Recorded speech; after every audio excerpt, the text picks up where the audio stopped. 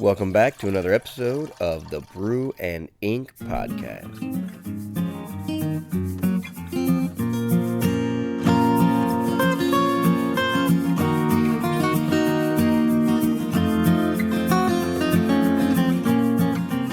All right, and welcome back to another Brew and Ink podcast. Raise that glass of coffee or whatever you got. It's definitely coffee morning. It's coffee, yes. Ladies and gentlemen, you get a special treat today because we are wide awake. It's early in the morning and not late at night like normal. Yeah, this is definitely the Coffee Brew and Ink episode. This is one of the Coffee Brew and Ink episodes. Yes. It's the summertime, so there's vacations and there are other things Travels. going on. We had to do an episode early. We had to record one early. We've done that before. We have. And it turned out fine. It's just my morning brain is not the same. Coffee is not the same as my evening brain on, other substances. Everything else. Well, we hope you guys enjoyed our Game of Thrones review, the Interbrew that came out last week. And if you haven't listened to that, you can always go back and find it on whichever device that you're listening to your podcast on. Yeah, just a warning on the Game of Thrones episode. Yes. I think we've been pissing people off all over again. Re-triggering them. I think it's re-triggering people. They had just enough time to forget about what happened. Right. It's been a few weeks, and they've kind of processed, and now they're having to, reprocess. So you're saying it worked? It's good, isn't it? People have been listening. It's been gaining a lot of traction for sure. It's just I'm getting the comments of I just got over this. Why are you bringing this back up? It's still too fresh. Yeah. So there's that episode, and then we're gonna have a couple more interbrews like that coming out. It's gonna be entertaining. You're gonna enjoy it, and you're gonna like it because we're gonna make you like it. No, we're going to make you like it. But today, we are going to talk about our experience in Nashville, Tennessee, going to the Serious Writers Conference. For us, it was this past weekend, and it was great. Got to do some hot chicken. Nashville, known for their hot chicken. It was amazing. It was good. I can't even put into words because of how early it is, just how amazing it was. But it was so... Yes. It was good. But, well, and just a quick shout out, by the way. It was also the same weekend as the CMAs. Oh, yeah. And I did not realize. I thought the CMA was like one event on like Sunday night or something. Right. But apparently... It's a week-long... It's a totally like week-long event of parties. And it makes sense because Nashville's the center of the country music industry. And I like country music. I just didn't know all that about the CMAs. And so I didn't realize, as we were planning for this trip, that, hotel rooms are going to be, 8 times as much, and people were making hundreds of thousands of dollars on Airbnb or whatever, all this craziness. I just had some friends in the area, and because I wanted to save money and I wanted to see some of my friends, I contacted a few friends, and we had dinner with some friends on Friday night, which was amazing. And then we stayed with my friend Steve Fulton. Big shout out to Steve Fulton, because if we had paid for what we experienced on Friday night, I can't even imagine how much that would have been. But his hospitality was amazing. We got to sit and talk with him and be with him and his wife. And so that was amazing. So big shout out to him. Friday night was great, but Saturday morning was even better with that like full spread country breakfast that we had. Biscuits, gravy, eggs, bacon, and all the good stuff. And when we were talking about staying, like he offered, first of all, because I put it on Facebook, is there anyone we know in Nashville? And he offered, and he was excited to, cook us that breakfast. Yeah. And I've had grits, and I do like grits, but I'm generally the kind of person, I'm a little bit of a northerner. So I'm kind of the kind of person that too. I doctor my grits. That is the first time I've ever had grits, and I didn't touch them. I didn't change anything. I didn't have to do anything to them. They were amazing. I think you had seconds on those. I did. I did. And as a northerner myself, I usually just don't even put grits on my plate. And I had some. I had a couple, good servings of them, and it was good. They were good. So shout out to Steve Fulton. Yes. And our friend Carrie Dean who you may hear from at some point on our podcast. We might have her in to do a writing or do an interview or just kind of join us here and there. Teaser. She went with us as well on this Yes. trip up to Nashville. She's a fellow writer. She writes paranormal, supernatural romance, YA. Which I think is a great, like, I hear that and I go, I want to read that or write that. That sounds good. That sounds fun. So it was a fun trip. Yes. And we learned a lot from it, even though it was just one day. It seemed like a whole weekend. Like, I kept thinking, that all just happened in one Saturday. But they had it packed full of different kind of keynote, different speakers, different classes. I had about 4 different speakers. There was Bethany Jett, part of Serious Writer, Victoria Duerstock, also Serious Writer, Kyle Young, and Stephen James was there. Johnny. And Johnny. Johnny did one. She did Yes. one. And just so people know, the reason why Serious Writer does kind of a lot of the one days is if you've ever been to a writing conference, then it's like drinking from a fire hose. Yeah. And so one day is better than 3. Right. Right? I mean, in a certain sense, like one day is better on a schedule because it's on a Saturday. I mean, like, so it's really it's cool what they're doing because it's not like 3 days of drinking from a fire hose. It's Right. It's one day drinking from a fire hose, so you've got a little less to process. Yeah, it also helps keep costs down. So instead of shelling out $300, $400 to go, they made it affordable. Yeah. $80, $70 if you did like a buddy pass. Yeah. Yeah. That for writers who are trying to become published authors, that's much more affordable and doable. Yep. Than these bigger conferences where you go, okay, do I pay mortgage this month or go and try and get my book published? Am I going to have ramen for the next 3 weeks? And just yeah, absolutely. Another thing that's unique about the Serious Writer conferences to me, and as most of you know, we are syndicated with Serious Writer, so these are our friends. But one of the things I think is unique is that they spend more time than most of the conferences I've been to, and I've been to a few, on the idea of platform and what platform it is and how important your platform is. And platform is basically how are people going to find you? Yeah. And it's become a central part of getting published. Whether you're self-published or getting published. Mm-hmm. Well, you can look at it 2 ways. If you're self-publishing, it's going to be your make or break. It's going to be how you move. If you're doing traditional publishing, it's just going to be icing on the cake. It's going to add to. So there's really no negative to building your platform. Yeah. And platform is basically how are people going to find you? Yeah. How are people going to find you and hear about you? And we've talked about this before on our podcast, but in the old days, you would just write a great book. Mm-hmm.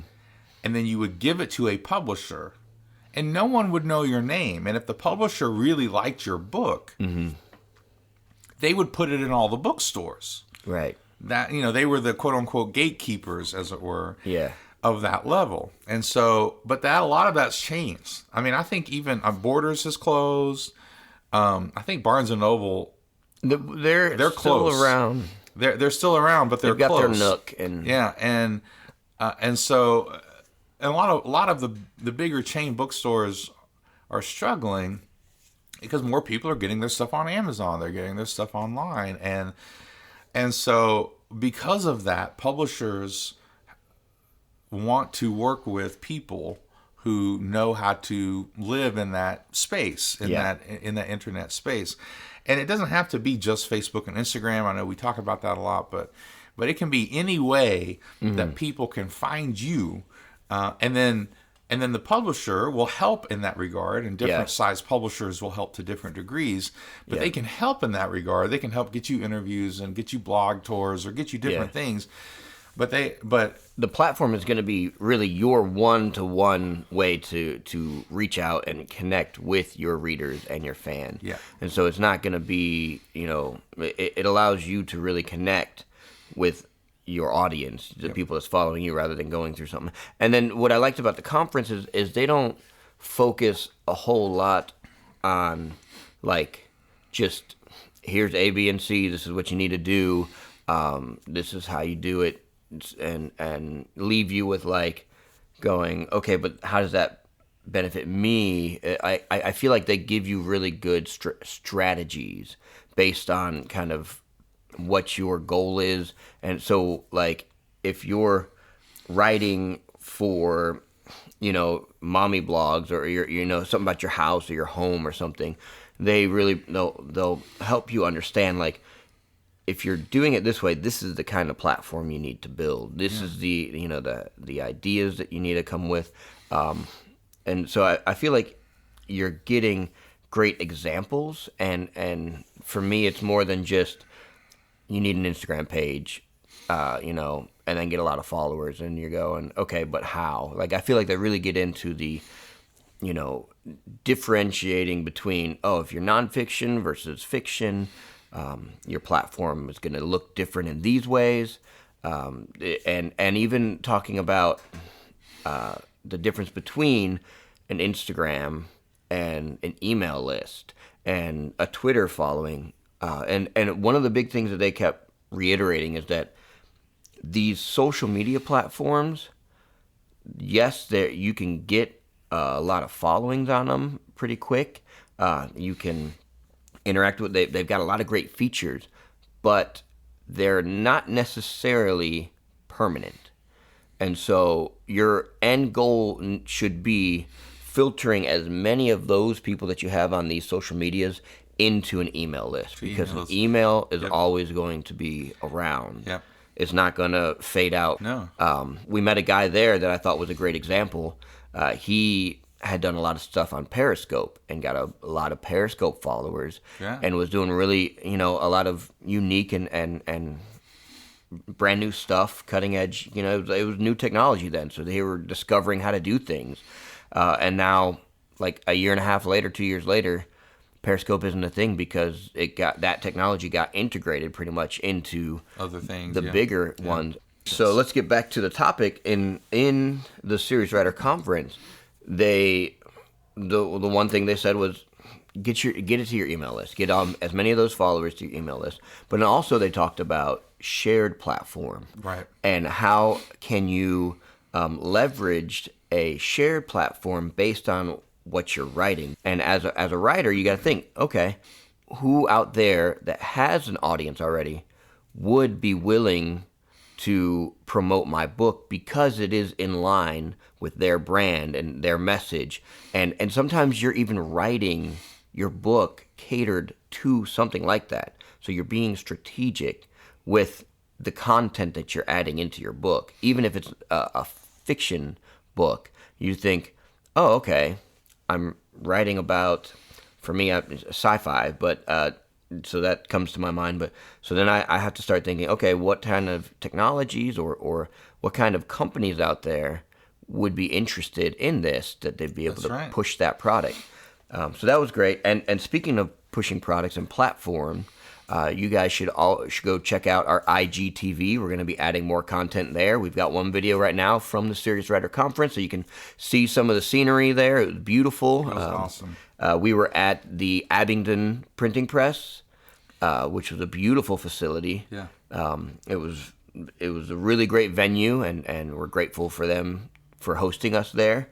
And it was good. So let's maybe get into some of the topics. Well, and just also real quickly before we get into the topics, what's interesting about Serious Writer is, a lot of these conferences will bring in experts or industry professionals, but Serious Writer, it's put on by industry people, so they have a lot of the more recent information about the trends in the market. Yes. And they really share a lot of the stuff about the industry and the business of the industry. And that's really helpful because we all, as writers, we just want to sit and write and make a good book. Like, we just really get excited about that. Yeah. I had a brainstorming session yesterday on world building with this other project that I'm doing, totally Nice. separate. And it was right. And we were both sitting there going, "This is the fun part. Like, this is the fun part."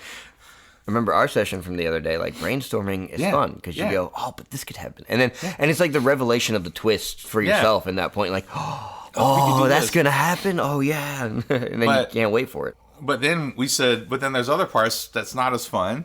Yeah. Like the marketing and the doing Getting all that people stuff. to like you and talk to you and notice you part. Yeah. And so Serious Writer also does stuff with craft.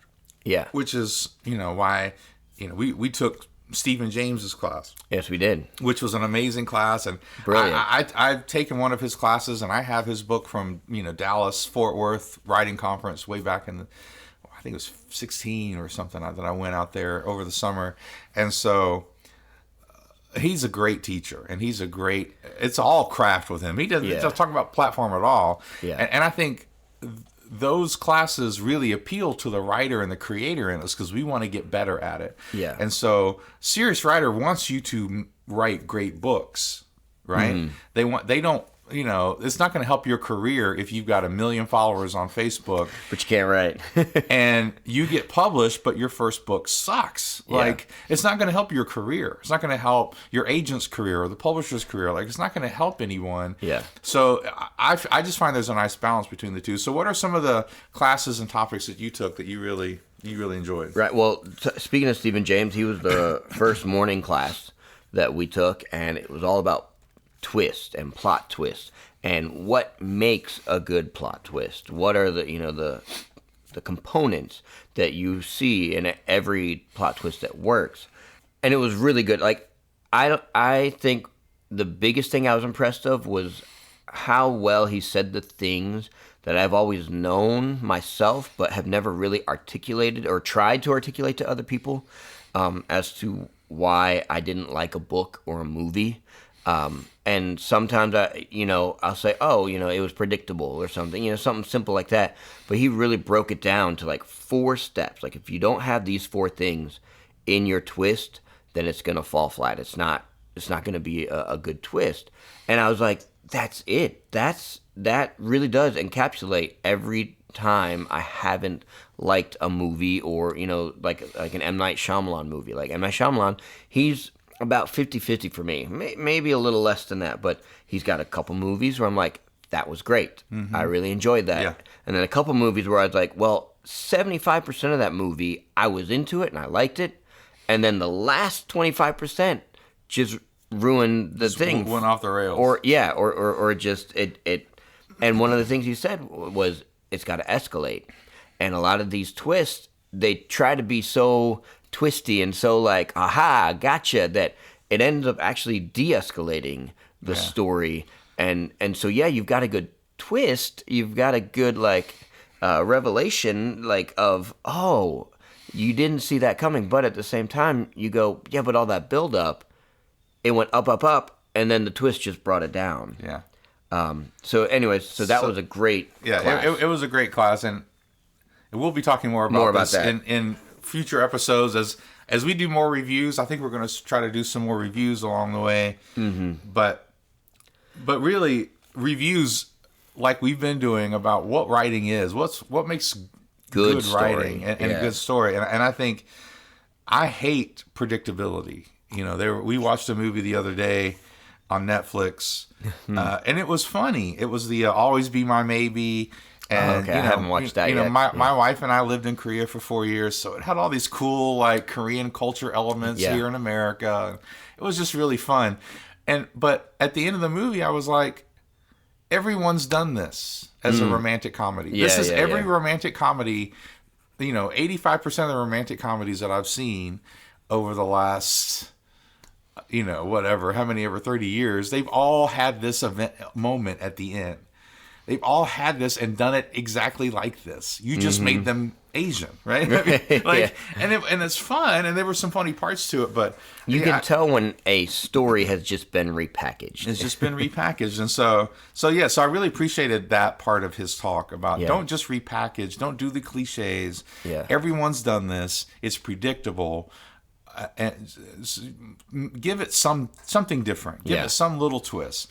And so his was really good. So what are some other topics? So then we went to Victoria Duerstock's class, which was great. It was about Instagram and Twitter, and her story of how she grew her followers and her fan base in just over a year and a half, from like 900 to over like 60,000. It's a great story, and she's got loads of wisdom and experience. Like, you can tell, she's someone that's been really hyper concentrated on it, and it shows. And she's learned kind of all the ways to do different things, what works, what doesn't. And she even says, like, what gets a lot of clicks are like puppy and cat videos. So every once in a while, I'll just post one of those. I don't keep it in my feed, but it's what people want. You got to give your audience what they want. And that's one of the things that I was learning was, yes, your social media is a way to keep your audience aware of when your product or your new whatever is coming out, your new book, your new podcast, your whatever you're doing. Yes, that's where you kind of highlight your product, but most of it really needs to be like 80%, 70% needs to be almost about your personal life. Just about you. Yeah. Pictures of you, pictures of things you're doing throughout the day. Yeah. And 20%, 30% needs to be about your product, whatever it is you're selling. Whatever the thing is, even if it's not like you're selling it, but whatever it is you want people to interact with. Yeah. And we talked about that a few months ago on one of our episodes on social media here, where people want to know who created the stuff that they like. I mean, they want to know the people. It's not simply, who wrote this book? Oh, Stephen King. Oh, well, cool. I'll know his name, right? Mm-hmm. I mean, they want to know, like... Stephen King wrote a whole book about himself. It's one of the most suggested books on writing. Yeah. Right? It's called On Writing. Yeah. And it's just his memoir, and people just eat it up. Like, it's stories, and people want to know who created the stuff that they like. And that's human. And so it can be negative with some of the celebrity culture, but it's just a human thing. Yeah. And so just letting people get to know you, be your friends. So that was good. I'm trying to think what else was good. You did some stuff on some email opt-ins. Yeah. That was good. And, there was a class on, I know Carrie took a class on the trends that are going on the market. What are people looking for? YA, which was like everyone was doing YA. Like, if you wanted to get published, you were going to do YA for 5 years or 10 or maybe 10. But now it's middle grades. I mean, just stuff like that. Because these guys are in the industry, they know the trends, they know what's coming, they know what's happening now, they know what's still popular, they know, okay, this is what these publishers are looking for, and so, and again, that doesn't mean that your book will never get published. But what that means is you just got to know what to expect and how to work within an industry and what they're looking for. And how to time your product. Like, if you're almost done with something that is hot in the market, you're probably going to want to hyper focus on that maybe a little quicker. Right. Or if you just know, like, from doing conferences, really it is from doing conferences or being a part of something like Serious Writer Club, or something that's in the know and telling you what the most recent trends are. You're going to know, okay, crime's not popular this year because it got oversaturated last year. So you're going to hold on to your crime novel for maybe a couple more years and start working on something else that is maybe you're trying to predict the next trend. I think that's what we're all trying to do. And I think my ideas are definitely, they're the ones that they're going to be you really have a handful of J.K. Rowlings, right? You have a handful of J.K. Rowlings. Yeah. George R.R. Martin. I mean, you have a handful of Stephen King. Right. You have a handful of these people in the industry that have the story and then just get in at the right time. And literally change the market. Right. Stephen King changed the market. Yeah. what's his name? Clear and Present Danger. I'm trying to think of his name. Tom Clancy changed the genre. J.K. Rowling created a genre, guys. Right. I mean, like, George R.R. Martin created a genre. Yeah. These people created something. And even one of my favorite writers, Brandon Sanderson, I don't think he created a genre. He just did some different things with it. And he did some really unique things, and he's an amazing writer. Yeah. And so all that to say is there's really only a handful of people like that can really create a trend. But I think that you can still write what you're passionate about and get it out there. You just might have to wait a while or be willing to do some other things in the meantime. Yeah. I remember at One Realm Makers a few years ago hearing a story about a guy, like his first writing, the first time he got paid writing was the back of seed packets. He was hired to write the descriptions on he was just willing to write anything and get paid for it. But now, over the years, right? I mean, he got better at his craft and he got better at networking and he got better at all this stuff. And now he can write whatever the heck he wants because he's gotten to that point. And so you can get to that point one way or the other. And I just think a lot of writers are like me, like I was. Like, I wrote this book, The Living Stone, and it's the greatest thing that's ever been, and it's the only thing I'm going to try, like this is all I'm going to focus on. It's all I'm pushing. Not writing anything else. No, and that's just not... You got to learn to be flexible. You have to learn to be flexible. Or you can do that, but it's just you're going to work your day job until that one moment happens when... Which makes for a great story. Which can make for a great story. So, anyway, it's a great conference, and, we talk about Serious Writer on here, obviously, because we were syndicated with them. We're friends. It's not simply just because they've syndicated us. We actually really like each other. We like these people. They like us. They're just really generous and good and people. genuine people. Yeah, and they're easy to be friends with. It's not that they're gonna publish everything you ever write. They'll be honest with you, but at the same time, they're very kind. And so, anyway, it was a great weekend. And I think overall, that is the takeaway from the Serious Writer group and the Serious Writer conference is they're not just out. They're out to sell books, but they're not just out to sell whatever. Like, they're not trying to put people through a meat grinder and just output. They're actually invested in educating you as a writer, as an author, to get you to that next level, so that they can go, all right, we've got something that will work, and now we're going to take you to that next step. And so that's why they do things like the Serious Writer Academy, the Serious Writer Club. There's a wealth of information that these people are sharing and educating you on. Is if you opt in, it's all about are you willing to put in the time, the effort, a little bit of cost to get to the next level?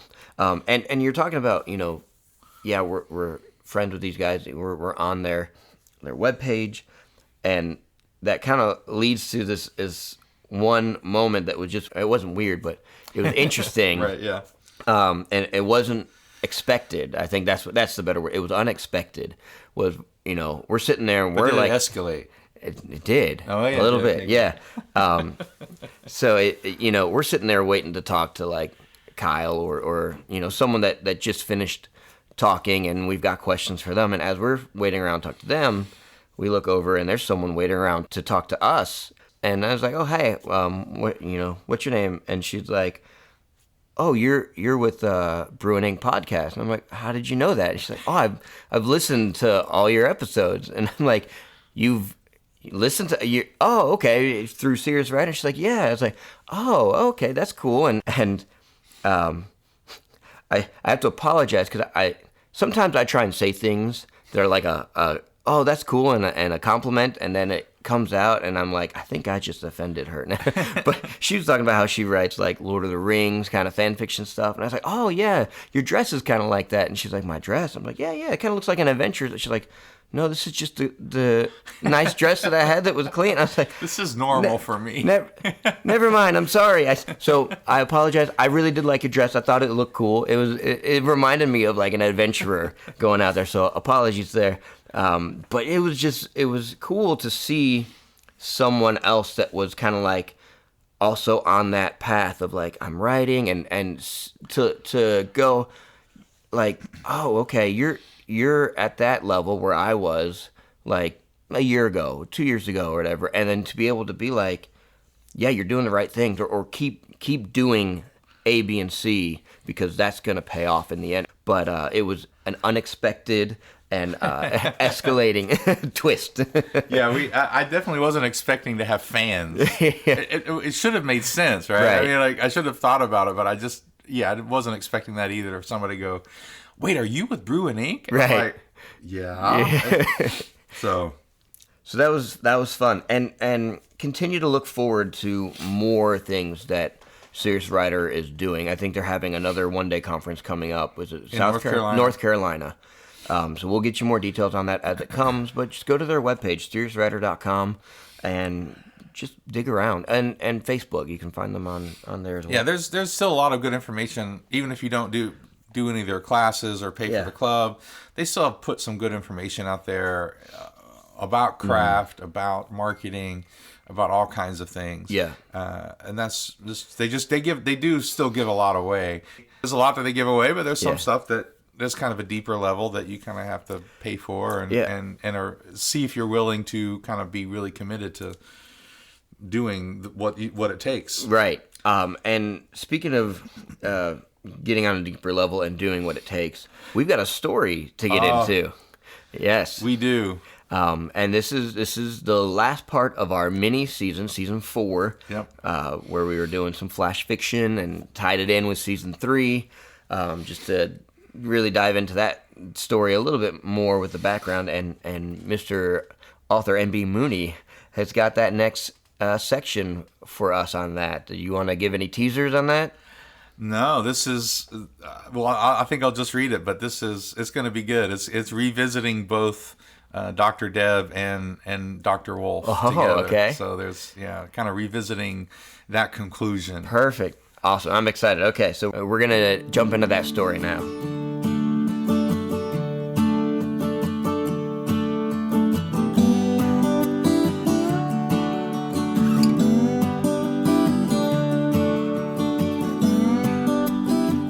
Want to say thanks for listening to our podcast. If you are interested in learning more about writing and how to become a writer, check out our syndication page, seriouswriter.com.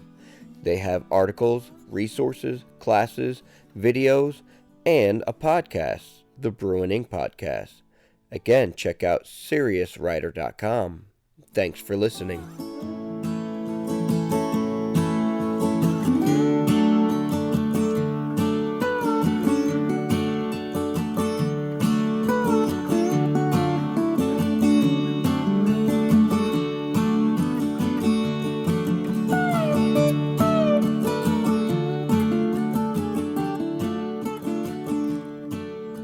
Truth of the hunter. He's at the far wall, the guard said, scanning me. I held the file folders closer to my chest. I knew security was his job, but I didn't like the look. Thank you. You're welcome, doctor, he said. Being a doctor with the precinct, my job ended with the gathering of evidence. I might testify in court if the case got that far, but never more. It never got personal. The most personal it got, obviously, was at Dr. Wolfe's trial. 6 months ago, the others were there, Abby, Blake, and Tabitha. Henri had disappeared sometime during the few weeks after the murder of Aaron Betts, a fact the defense tried to use to cause reasonable doubt. Didn't work. Too much evidence in the end against Dr. Wolfe. Too many other victims the prosecution found evidence for. The barred prison door clanged closed behind me, and another guard nodded toward the back wall. When Wolfe's final verdict had been given, guilty, I sat in the front row, and Dr. Wolfe whispered something while the bailiffs escorted him out. Check on the other victims, he had said, and then he had grinned.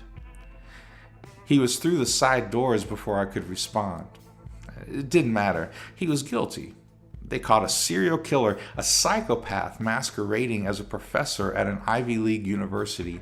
It was over. I could forget all about him. And I tried. I really did. Here in the prison, I weaved through other smaller round tables, half of them with prisoners meeting with who I assumed were friends or family. I approached the table, set the file folders in front of me, and sat across from him. "Good afternoon, Dr. Wincek," Dr. Wolfe said. Even in his gray coveralls, he seemed distinguished, intelligent, dangerous. "Dr. Wolfe," I said. "We can dispense with the titles now." Wolfe waved around the prison. "You can call me Jack." "Sure," I said. "Call me Deb." "Thank you," he said. "I hope we are friends." "Friends?" I scoffed. "Well, what would you call us? Enemies?" he asked. "More than friends, I guess." He nodded. "I understand. However, just because we are on opposite sides of an issue doesn't mean we can't be friends. We are more alike than different." I frowned. "You're a murderer." "And yet you are here. What are in those folders, Deb?" I hesitated. "You know what they are. Your little comment at the trial sent me on this search." "My other so-called victims," he said. "They are legally victims," I said. "Convicted by a jury of your peers and all that." "And yet the curiosity still got the better of you," Wolfe said. "You knew it would." "I did." Wolfe leaned back. "You are quite unique. In all of the acts you call crimes, you are the only one that didn't take the first explanation that made sense. People are willing to accept what makes them comfortable, what supports their idea of the world. Whether it is a lie or not is immaterial. It makes them feel safe, like the world works. But not you. You would not settle. A simple creative thought, and you caught a man several others could not. So yes, I knew you would follow another creative thought to the end. Just a question, since I'm curious, how long did you hold out and try to dismiss what I said before you did your research?" 2 months, I said. He sniffed. "Longer than I would have thought. I commend you. You continue to surprise me." "Surprise you?" I said. "You knew I'd be here." "Degrees of surprise," he said. "Look," I said, "nice speech and all, but I came to tell you that what's in these files don't matter. No matter what they did, you still murdered them." "There is a difference between murder and killing," Wolfe said. "Really? What?" He shrugged. "A variety of factors, but the level of innocence involved will suffice for this conversation. Just because these people did awful things doesn't give you the right to murder them." I tapped the files. "Interesting. Let's take Aaron Betts," he said. "He kidnapped, tortured, and killed several people, murdered them, to use your vernacular. All of that to be on the very ship where he was able to heckle the obtuse Mr. Sheldon. Are you saying his death was murder, not justice?" "Of course," I said. "You had no authority. He needed to be brought to court. Evidence to convict him. We can't kill people we think are guilty. That's insane." "Interesting words," he said. "A man walks around torturing and killing people without remorse, without consequence. You're saying that is sane? But if I kill that man, ending his acts of violence, that is insanity?" "Semantics aren't the issue," I said. "There are rules so that the innocent aren't punished. You know the system as well as anyone. It exists for a reason. It humanizes us." Wolfe chuckled. "I know the system well, Deb. I am incarcerated in that system." "You would argue the system works? Innocent people are convicted either because they were too poor for an adequate defense or they were targeted for their skin color. And the guilty go free because they had the money to manipulate the system, or the authorities were too incompetent to mount a proper case. This is all well documented. Simply peruse those files. Mr. Betts was detained by authorities 3 times and set free on technicalities, but there are others. Is Jeremy Holland in your file?" I blinked. "Yes." Wolfe frowned. "He took a woman into the woods, did unspeakable things to her, and killed her. Even though they had evidence of his involvement, the police arrested an African-American teen and convicted him with little to no evidence. He was just in the wrong place at the wrong time. But the woman's family and the black teen, neither had Dr. Deb Wincek with a creative thought to look past the easy solution. Are you saying that the family of that woman, her husband, her children, you think they would rather Mr. Holland went free and without consequence? Or the family of that black teen, do you believe they are satisfied that the system works? Taking a moment, I removed the file from the bottom of the pile. You know firsthand how the system doesn't work, correct? His eyes narrowed. That's right, I said. Once I saw the pattern, people guilty of horrible crimes that slip through the system, I looked into you too. And I opened the file. You were 12 when your mother died. That must have been difficult. Wolfe didn't answer. The investigation took 3 years, I continued. They had suspects, but not enough to charge anyone. They closed the case. That must have been difficult. True, he said, as your psychobabble suggests, I know more than most that there are other victims of a crime beyond the initial contact. Where is the justice for them, the closure? You got your closure, though, I said. One of the suspects in your mother's case was found dead 10 years after the case closed. They said it was an accident. Well, perhaps it was. Was that your first killing, Jack? I asked. I suspect it was, but that didn't give you closure. I give others closure, he said, a phenomenal gift, justice, even though not in the form you prefer. Justice just the same. But you're forgetting something about your idea of justice, I said. And what would that be? I stacked the files again neatly. When you kill those responsible, you take away something more important, more valuable. I take their lives, he said, their ability to commit crimes ever again. You also take away the possibility that they will ever change, I replied. You define them by that act or series of acts and condemn them to that label forever. No chance for rehabilitation or redemption or reconciliation or anything more than punishment and death. There's no hope in death. Ah, he said, you believe people can change. They can and they do, I said. Is it guaranteed? No. Perfect? Definitely not. But we'll never know without giving them a chance. And because you made that decision so long ago, decided people can't change, you didn't either. You're still that little boy who lost his mother. You will always be him, I guess. I gathered the files, stood, and started to leave. You called me a murderer, Wolfe said, his voice dripping with sarcasm. Will I always be that to you, Deb? Do I deserve that label? I paused. Maybe it's not about what we deserve, but I think you do have a chance to change. It's up to you what you'll be from today, Dr. Wolfe. Call it a creative thought, if you will. Good day. I left him there and walked out of the prison, a free woman.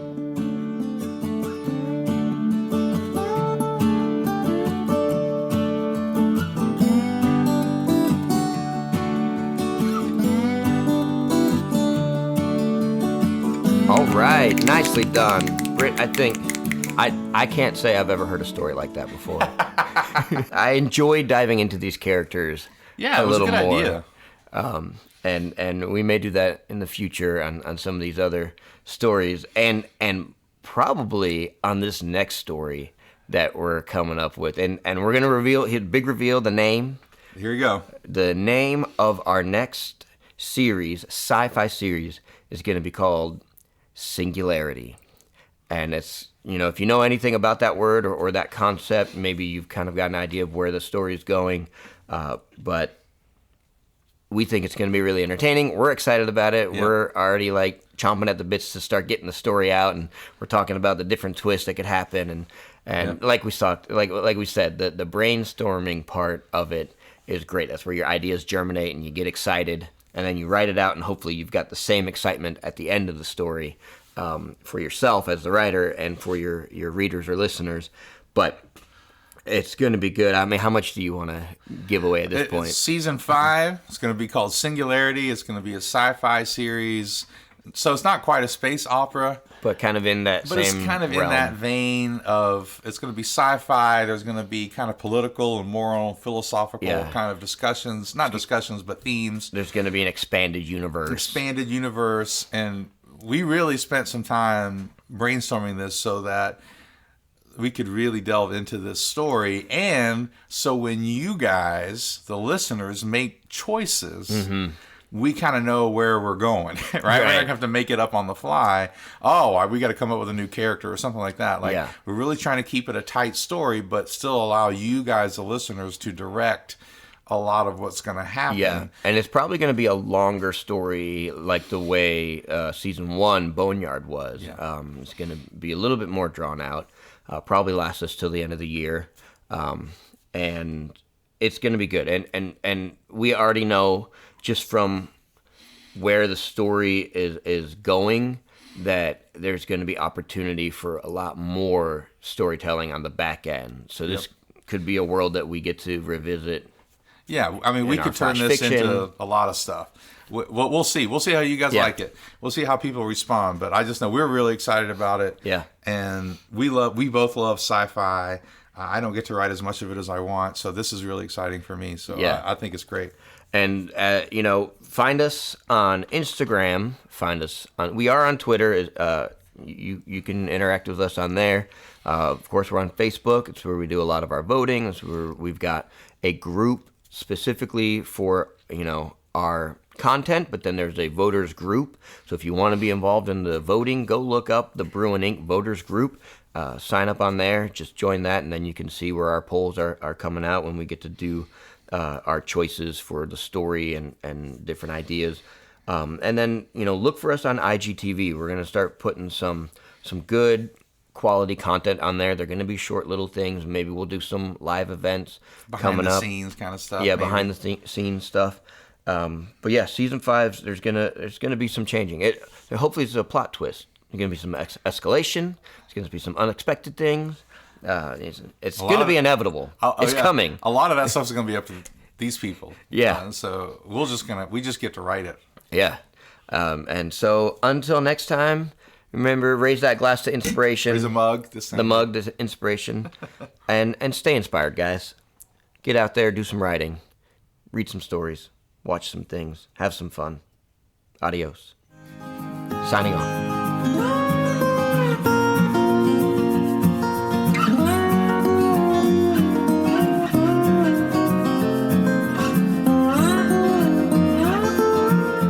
Each other. Yep. But K-dramas are the same way. Yep. They just, I love you. I love him. And it's just like the whole episode. Right. And you're like, did anything actually happen? That one guy got possessed by a ghost. That's about it. There's a lot of ghosts in Korean dramas.